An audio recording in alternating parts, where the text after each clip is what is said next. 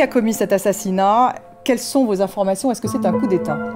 Alors, en ce moment à Port-au-Prince, ça serait plutôt un gang? on ne peut pas dire que c'est un gang. Par contre, on a des éléments d'information qui indiquent que les gens qui sont arrivés à la résidence du président de la République, ils parlaient l'anglais. Certains parlaient l'anglais, certains parlaient l'espagnol et d'autres traduisaient en créole. Parce qu'il fallait s'adresser aux membres de la sécurité, du corps de sécurité de la maison du président de la République. Donc comment se sont-ils infiltrés en fait au domicile du président? Vous avez, parce que là vous parlez de traduction, donc vous avez des informations sur la manière dont ils sont entrés.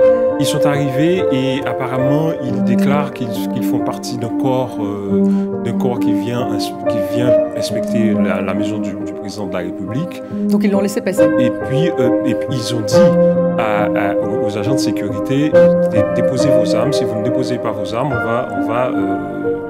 nous allons faire feu. Ils vont dire ça et puis bon, du coup ils ont neutralisé la garde présidentielle, si je veux dire. Et puis, il y avait des complicités peut-être du côté de la garde présidentielle? Je n'ai pas des éléments d'information pour affirmer ou infirmer cela. Donc je ne peux pas dire exactement, je ne peux pas dire, dans ce sens-là, je ne peux rien dire exactement. Et donc ils sont entrés et ils ont commis... Et donc ils sont entrés et puis ils ont assassiné le président de la République et puis la première dame aussi a été atteinte de plusieurs projectiles apparemment.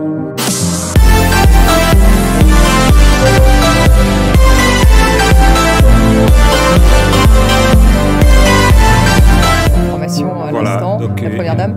Voilà, elle était en soins à Port-au-Prince et là elle est envoyée dans un hôpital pour se faire soigner de façon plus